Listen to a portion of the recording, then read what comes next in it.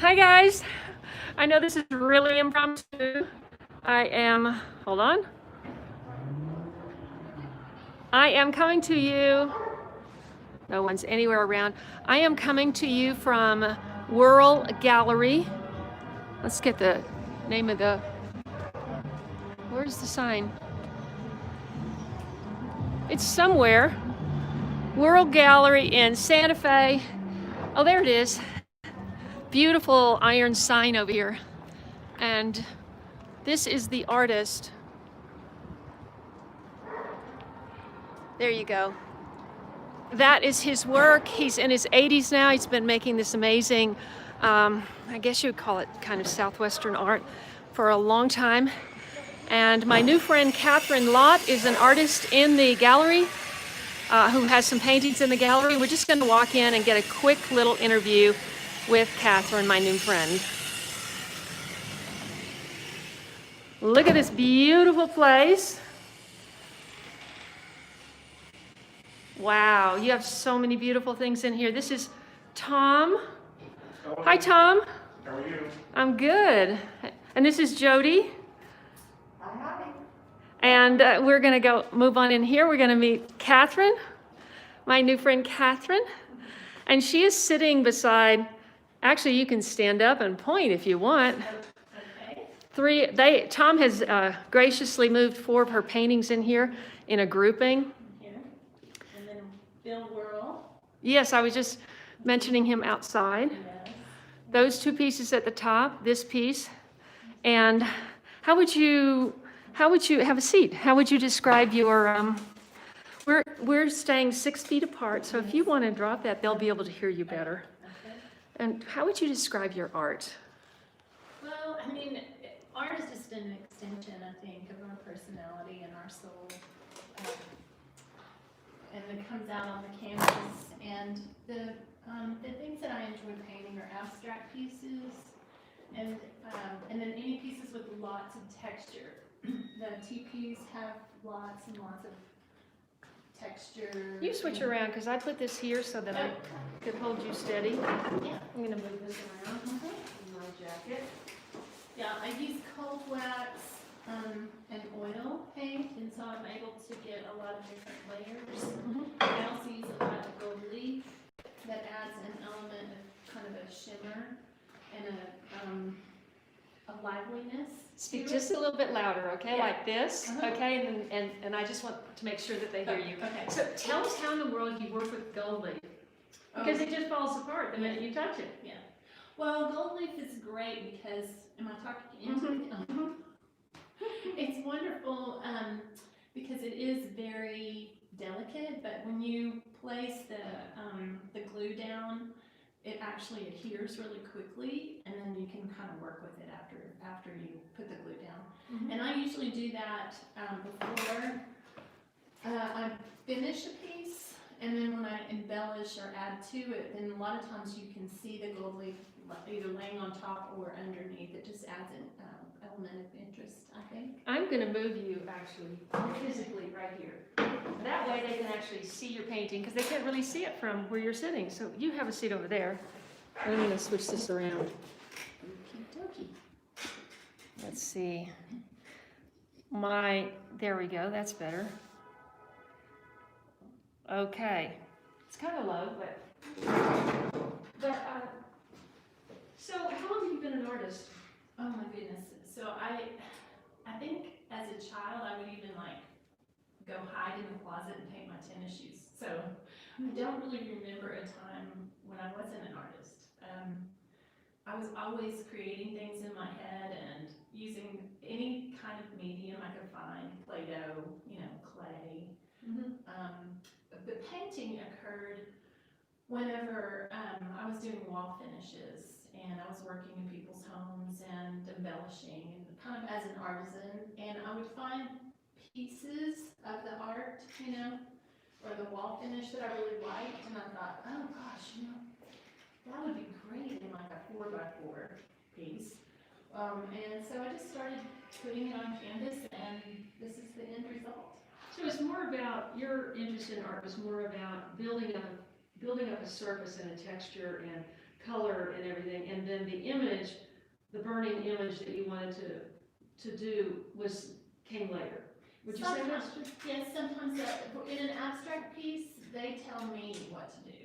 In a piece like this, I have an idea of what I'm going to do, and then things like the little details pop out later.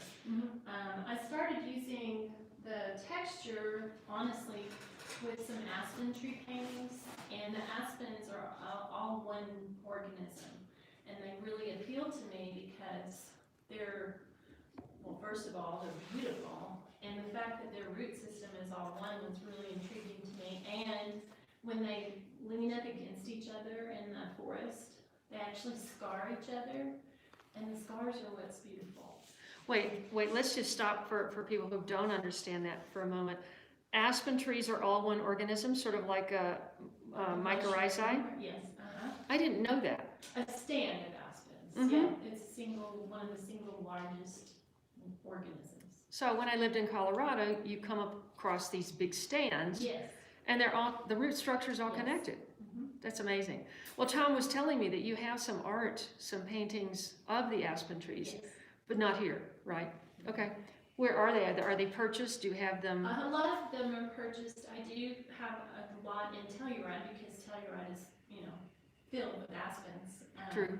I have a couple that are actually going to a house in Aspen in the next month or so I'm working on a commission.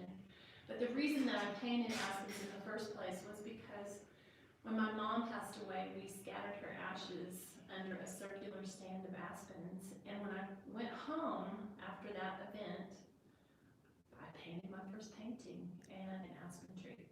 Oh, probably she's with you all the time. She loves this gallery, by the way. My parents would have gone crazy if they had known I was in here. Wow, Yeah. that's fantastic. So in Telluride, do you have a gallery there, or Yes. these are just private? Okay. Yeah, there's a gallery. Slate Gray Gallery represents me there, and then What's the name of it? Slate Gray. Slate Gray. Okay. And then this Worrell Gallery in Santa Fe. And they've represented me doing representational work and abstract work as well, which is really unusual. I appreciate them for being that flexible. Right. Yeah. Well, we're meeting because you're doing a commission here to do the surfaces in a person's home, like you were talking about a minute ago. And what was your meeting today? What did you find out that you're going to be working on? Well, today was mostly technical, just learning the surfaces that are there and how I'm going to turn something that's brand new and really, really highly finished into something that looks like it's been there 100 years. Oh, wow. Which is sort of my Specialty? specialty. That's fantastic. So you can take some glossy oak wood kitchen cabinets and make them look Yes. rustic. Is that the best word? Yes. Or Patina. oh yeah, some kind of patina, not necessarily rustic. It's different. Every job I do is different, and I had kind of gotten away from that. But with COVID, it seems that people are really interested in their homes because they're there. And so my artwork has been selling, and I've been able to pick up some work doing these finishes as well. But they're usually very unique. Like it's not going to look like a factory finish when I get through it. It's going to have a lot of sanding, and the hinges will look old, and it's a transformation. Wow. And how did you learn how to do that? Well, I think I was trained. My parents lived in Mexico, in San Miguel de Allende, and this huge artisan community, and I spent a lot of time roaming around looking at all the doors. All the doors in San Miguel, they're so Rustic. highly patina. It's like you can just look at all the different layers. You think, gosh, at one point this was purple, and now it's green, and then something about the paint peeling away makes it more interesting, which is really what my art is like. Well, I can see there. It looks like you have several layers. Especially up there, there's scars. Let's take the Yeah. camera up there. Whoa. Whoa. Yeah, it does that to me, and I don't know when it's going to do that. It's beautiful. Do you have names for these pieces? What are they? That one is called The Word Became Flesh. This one? The one on the right? They both are. They're a diptych. Oh, sorry. That's okay. The Word The Word. became flesh. Mm-hmm. Yeah. I'm really intrigued with how scars make us more beautiful. So most of my paintings have scars. This one's called Alchemy. I love the gold. Yeah, that's a variegated copper leaf. Wow. It's different. So gold and copper, and what else can you get in that kind of precious You can metal? get burnished bronze. There's, just all kinds of things. This one doesn't have, well, it has a little bit of metallic in here that you can kind of see. Mm-hmm. And then this one is just the Deer Lodge. I'm really intrigued with Native American stories, especially Lakota, just how they lived. And It's interesting you should say Lakota, because when I first went to, my audience, my regular fans know that I have a background in art, and my house is full of, well, the house I used to have was full of art. Now it's all in storage, but anyway, you just mentioned the Lakota tribe of Native Americans, and when I first got to Los Angeles, I thought, well, I need something to do on the weekends. I didn't know anybody, and during the week I was trying to audition and all that. So there was a Southwestern gallery that had opened in Santa Monica, and I was o'clock to 9 on Friday night, because it was Santa Monica Main Street, and a lot of people would be out. And in fact, I saw Bruce Springsteen and his wife come in to the gallery one time. I was just dying to say something to him. you never know who's going to walk in. Oh, absolutely, in Santa Fe, for sure. So the name of the gallery was Lakota, and I had forgotten that until you said that. I couldn't have told you the name of that gallery to save me. And I worked there for like a year and a half on the weekends, all day Saturday and all day Sunday. So I was working on a painting about 3 or 4 years ago, and it was a native blanket. Looked like a native blanket to me. A little geometrical, but kind of fuzzy too. Impressionistic. And I was outside working on it. I was putting the final finish coat on it, and the finish coat was like a stain, like a real oil stain. And the wind caught the painting. It was a huge painting. It was like 4 feet by 4 feet, and it flipped it up, and I grabbed it like this and put it back down. And so my hands went in the corners. Oh. And so I just put my other, and then I heard many hands, many stories, I think is what it was. And I kept that painting for a couple of days, and I thought, I had heard a podcast of my friend Paul Samuel Dolman, who has a podcast called What Matters Most. And it was Chief Arvil Looking Horse, who was the chief of the Dakota Sioux Nation. And he's there in Rosebud and Standing Rock. And Oh, wow. He's the 13th, I believe, pipe carrier of the White Buffalo Catwoman tradition. Okay.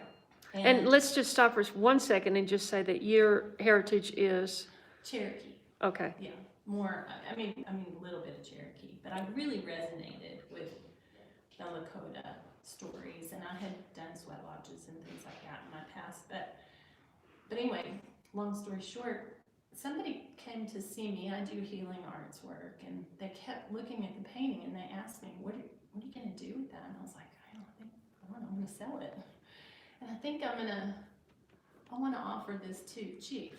And so he bought it. Wow. This beautiful man gave me cash for that painting, and because my friend had done that podcast, he was able to get me his information. I just wired him the money, and I was just like totally like anonymous. Like I was like, no big deal. Well, as things would have it, Standing Rock came up in the pipeline situation, and there was just all kinds of things happening there, and Chief was going to be in Boston at Wellesley College, and so my friend said, "Do you want to meet him?" And I was like, yes, but no, you know, I mean, that would be weird. Anyway, I ended up getting to meet him, and it was one of the most amazing, he and his wife, beautiful people. That's awesome. One of the most amazing times of my life was to get to be with him. Speaking of you mentioned the healing arts, and how do you feel a crazy time? This 2020 has been the most amazing time for us all, and you were telling me a little bit today about how you're able to keep your center and not get too distracted by everything. Yeah, it's day to day, minute by minute, but you know, I get a notion about things beforehand, like probably back in, I don't know, last year sometime. Someone had sent me an article on this thing called kintsugi art, which is the art of the golden repair, and it's Japanese potters would repair their broken pots with the gold little seam, and it's the brokenness that is enhanced that makes it even more beautiful. And I was like, oh, I want to see if I can do a painting that looks like a ceramic, you know, piece, and then add the gold leaf in the cracks. And so I did a whole kintsugi show in Fredericksburg. And Texas. In Fredericksburg, Texas, yes. And sold every piece to people who resonated deeply because of life, divorce, children passing away, you know. And then I ended up teaching a kintsugi class where we actually broke the pots and put it back together. Oh, wow. With the resin and the gold powder. Wow. And it ended up being super cathartic because, you know, once COVID hit, I was doing it on the internet, you know, through different galleries. I would just sit at my house and film it and show them how to do it and set up my camera. And I found that a lot of people were home and needing some kind of touchstone to help them remember that, yeah, things do get broken, but we can put them back together. And they may not ever be used the way that we did before, but they'll be beautiful anyway. So it was very good. That's awesome. Kintsugi. How do you spell that? Kintsugi. Oh, that's not what I thought you said. Kintsugi. Kintsugi. Kintsugi. Yes. Oh, wow. Everybody, I want you to look that up, kintsugi, because, you know, you could even take that like aging, you know, and I mean, we all go through all kinds of things as we age, and yeah, if you look where'd you go? online, there's kintsugi, like there's models who they've put kintsugi on their scars. They've actually gold leafed their scars, like breast cancer scars, and wow. yeah, it's beautiful. You can gold leaf breast cancer scars? You can for a photograph. Oh, yeah. Probably will last for a little while. But yeah, that's true. Yeah, that's true. But it'll stay on the ceramics that you break and put it. Stays forever. It stays forever unless you wear it. Put it in the dishwasher or something. It's not going to be. No, they always say never put your Gold. your glassware with gold on it in the dishwasher. Yeah. So many times that's happened, and I go, what happened to the gold on this bowl? I know there was a gold rim around this thing. Put new gold on there if you want to. Nancy says, I know it, love it, we are never perfect.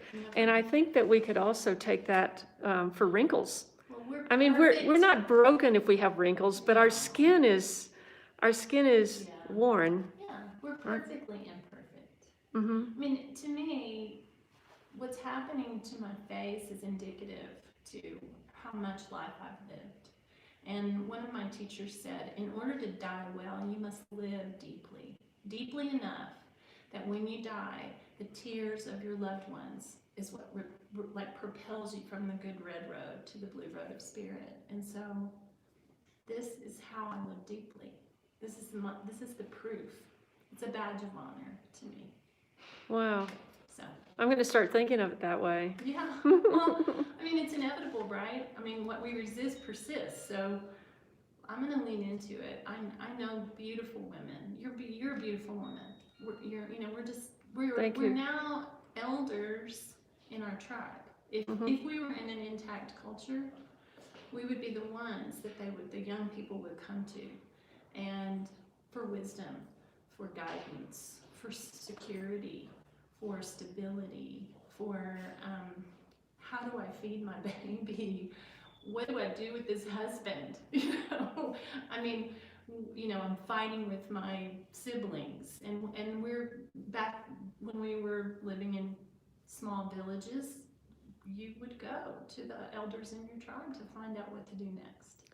I have said that so many times about gardening is, we're losing so many elders in gardening and farming. Mm-hmm. And I was listening to Dirt to Soil, which you Yes. said you have on your phone. Yes. And he was talking about Gabe Brown, who wrote the book. He was talking about, he speaks for 5 months a year. And I don't know about this year, but normally he speaks 5 months a year. He goes around the country and he speaks at all of these seminars and things and about regenerative agriculture. And he will ask the question, this is in the book, he says, how many of you have a relative or someone to leave your farm to? He said there were like 200 people in the room and only 2 people raised their hand, one of which was him. Yeah. And well, so I mean, we're sitting in a legacy gallery. That's the whole thing with Bill Worrell, is that he is a wisdom keeper. He is here to show the way, and he is an icon in this town, and he's been the stable corner piece for years here. And I so appreciate the fact that he represents that kind of a person to not only that Mary Adams and Jay Adams, but Tom and Jody and myself. And to be here in the gallery with someone that amazing is such an honor for me. have you had a chance to meet him? Oh yeah, I love Bill Worrell. Love him. He's so awesome. He's so fun and full of life, and he wears the coolest cowboy boots, and he's just a very unique individual. He was Boy Scout leader. He's been a spiritual guide for a lot of people, but he's also a heck of a lot of fun. Oh, that's awesome. Yeah. That's awesome. You would like him a lot. I'm sure I would. Yeah. I'm sure I would. Well, maybe at some point I'll get to meet him. I'm only here for 12 more hours. Well, there he is. Well, that's his That's his piece. spirit, though. It's really, he's sold so many of those in every possible shape and size, and they adorn and protect people's homes with that beautiful shaman spirit. And what does it represent? Let's see. What's a shaman? Yeah, see what that says. The light's hitting it. They all have a different story, but they all have a very similar feeling. They all have the little circle of life, eternity symbol. You're talking about this thing? No, on his little down. Oh, yeah. That's everywhere. Mm-hmm. There's a big one outside. This is the symbol of life? Well, I I guess call it Soltura. That's what I'm accustomed to calling it. Mhm. It's, the Fibonacci code. It's in everything. The beautiful geometric center spiral is in everything. Mm-hmm. The universe, Mm-hmm. on down to our thumbprint. Oh, that's a good, I hadn't thought of it that way. Yeah. Oh, wow. Yeah, that's true. Yeah. So that's the cross and the eternity symbol. I think is super important to him and me as well. Me too. Mm-hmm. Oh, yeah, that's beautiful. Wow. Well, Katharine, what else were we going to talk about? I forgot. You're a life coach. You manage properties. You're doing Jill of all trades. yeah, and you're a grandmother. And I'm grandmother 5 times over. My babies are so amazing. I've got 3 in Lubbock, Texas, Lucy, Jack, and James. And then my daughter and her boys just moved to Atlanta, Arthur and Golden. And they're having the best time. They are just thriving, and they just got back from the aquarium where they got to see all kinds of things that they would not have seen in Texas. So, Wow, yeah. that's awesome. Yeah. Well, let's see. I'm wondering if we can, oh, yeah, so tomorrow you're going to give us a little tour of the beautiful house where I'm staying. Yes. And so that will be the live stream in the morning before I leave. Yeah, it is an astounding place. It has a great spirit. Just, well, you'll tell us in the morning, but Yes. just the house is in, that whole area has got to be 100. Couple, 200, 300 years old. I mean, right up here on the corner of Old Santa Fe Trail and Cathedral, there have been people trading turquoise rugs and clothing and wares for over 500 years. 500? Yeah. Oh, it's the wow. Old Santa Fe Trail. Oh, wow. Yeah. That's awesome. Yeah. I actually redid the store on the corner, and we unearthed all kinds of amazing things. And I worked every night, all night long, because they had the store open during the day. And there was some definite interesting spirits that were lurking about. So, Mm. yeah, Do you we think- even found the trap door where the priest would go under the city to get to the cathedral. So Santa Fe's rich with beautiful surprises like that. Well, and of course, it's grown up into a very big city, Yes. you know, But down beyond. here it still feels What is this downtown area still the called? plaza. Oh, the plaza? Yes. And is that where, what was the trail that you said? Old Santa Fe Trail. No, last night we were walking in front of the Oh, restaurant, Canyon Road. Canyon Road. We had Yes. dinner at El Farol, El Farol. El Farol, and that food was delicious, wasn't it? It was so good. It was such a surprise. Yeah. Okay, well, listen, we're going to see you again tomorrow Yes. morning for the tour of the house. All right. Well, thank you so Thank much. you. All right, Thank you. I'm going to have to get one of your pieces of art. Awesome. Okay, everybody. Thanks so much for sticking with me and on this trip, which is going to be not just about gardening, obviously, because actually it's November, so there's not a lot, as you saw in the backyard of the house where I'm staying, there's not a lot of things growing. But just one final look at this beautiful gallery and all that they offer here. Just gorgeous. I hope you enjoyed this. Please hit the like button on the way out, and we will see you for live stream tomorrow morning, right before I vacate Santa Fe. Take care. Thanks for watching.